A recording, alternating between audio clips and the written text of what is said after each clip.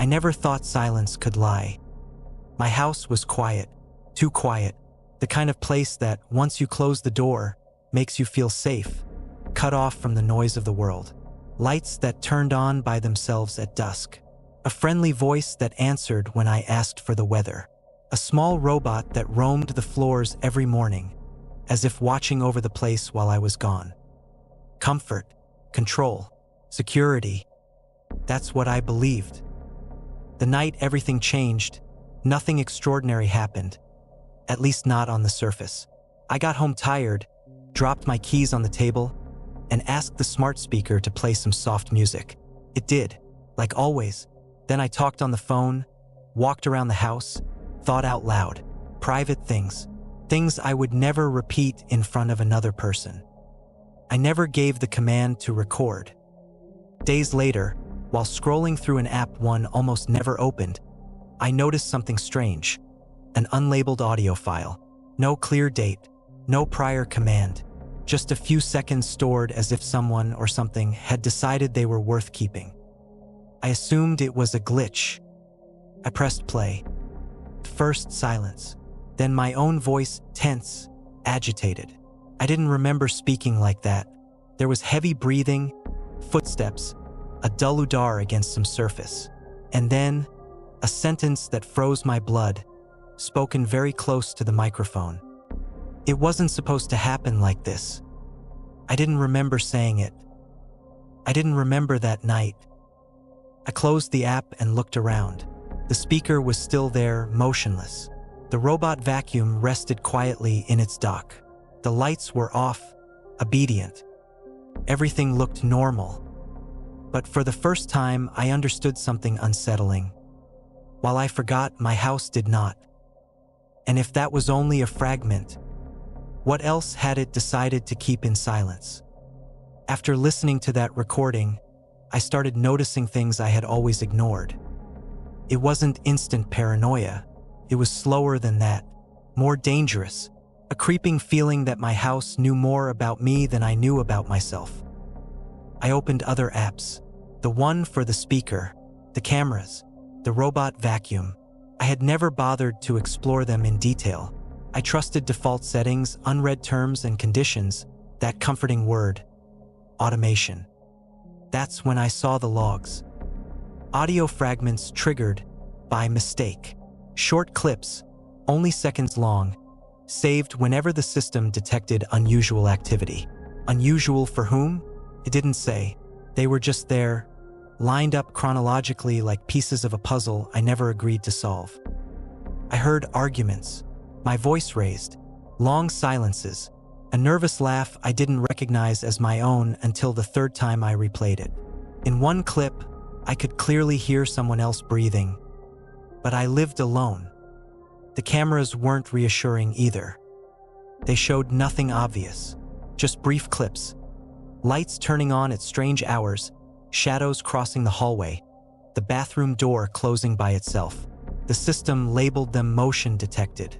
Everyday domestic behavior, anyone would say. But something felt wrong. The robot vacuum was the last one I checked. Its home map showed irregular paths on one specific night. It had avoided a section of the living room entirely, as if something had been there for hours, an obstacle that didn't appear on any other day. That's when it hit me. My house wasn't just recording, it was watching. Each device on its own seemed harmless. Together, they formed a constant presence. Ears, eyes, memory, a cold, precise version of my daily life without emotion, without forgetting. And then I found something that forced me to sit down. A file marked as deleted, but still accessible. An event linked to the same night as the unlabeled audio. It lasted only 20 seconds. I didn't play it right away, because for the first time, I was afraid of confirming what I already suspected. That the first recording wasn't a glitch at all. It was only the beginning. I stared at the file marked deleted for hours. 20 seconds. That was all. The system warned that the file was corrupted, that playback might not work properly. almost as if the technology itself was hesitating before showing me what it had kept. I closed my eyes, took a deep breath, and pressed play. The audio opened with a familiar background hum. My living room, the low buzz of the refrigerator, the metallic tick of the wall clock. It was night. I could tell from the heavy silence that only exists when the world is asleep. Then came a voice. It wasn't mine. It was low, restrained, as if whoever was speaking didn't want to be heard, and yet was. The words were unclear, but the intent wasn't. There was urgency, tension. Then my voice replied, distorted, unstable, on the edge of losing control. The last seconds were the worst. Something hit the floor, hard, heavy. The impact shook the microphone, and then absolute silence. No breathing, no footsteps, nothing. The file cut off. I stared at the screen, a cold weight spreading through my chest. I didn't remember that conversation.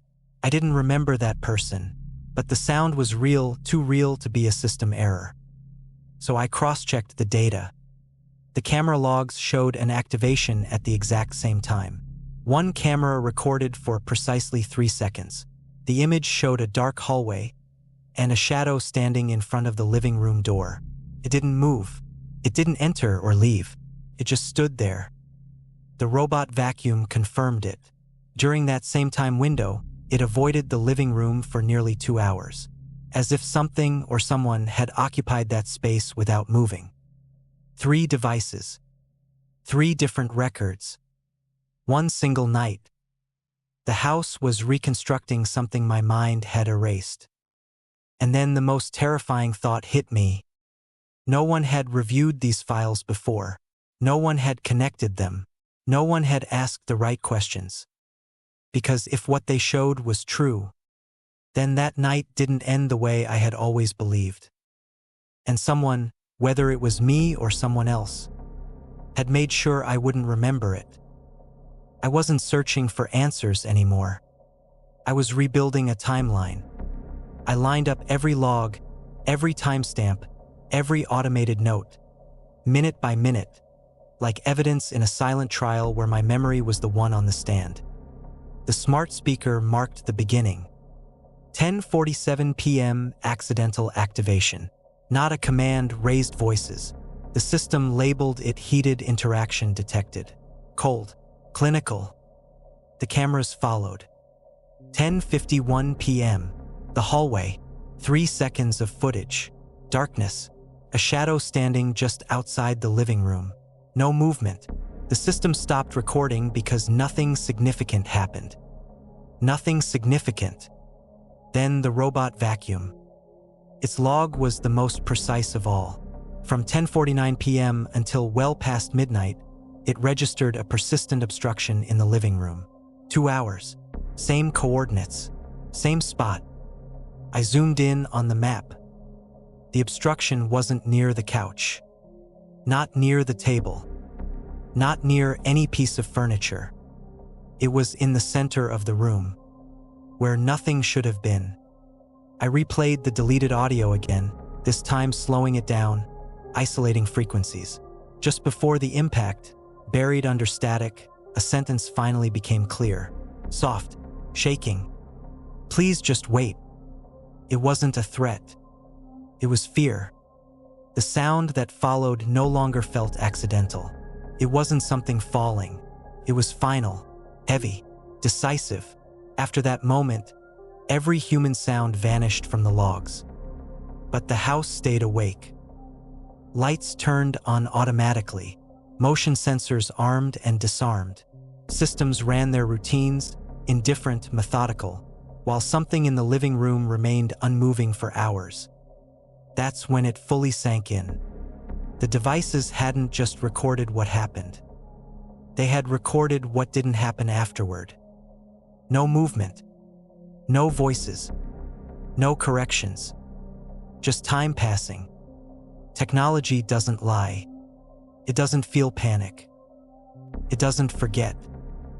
And in that moment, the truth became impossible to avoid. If a crime had been committed that night, My house was already prepared to testify. I didn't sleep that night. I sat in the living room, surrounded by the same devices I once trusted. The speaker was off, the cameras idle, the robot vacuum docked in its station, motionless, like they were all waiting for me to decide what came next. The truth was already there, complete, cold, unarguable. Not in my memories, but in the data. I finally understood why my mind had failed me. It hadn't failed at all. It had protected me. It erased what it couldn't carry. But the house had no such instinct. It watched, it stored, it remembered. I thought about reporting everything, handing over the files, letting someone else hear what I had heard. But one question froze me in place. Who else had access to this data before I did? I checked permissions, cloud backups, external servers. Everything was synced automatically. Pieces of that night scattered across systems I had never seen, in hands I could never identify. Maybe someone already knew. Maybe they had always known. I powered down the devices one by one, not out of fear, but out of respect, as if, after everything, the house deserved to rest. The silence returned, but it was different now, heavy, aware. Before leaving the room, I looked at the smart speaker one last time. I thought about everything it had heard without my consent, everything it was still capable of keeping. Since then, I never speak out loud when I'm alone at home, because now I know something I once ignored. Walls may forget, but smart homes never do.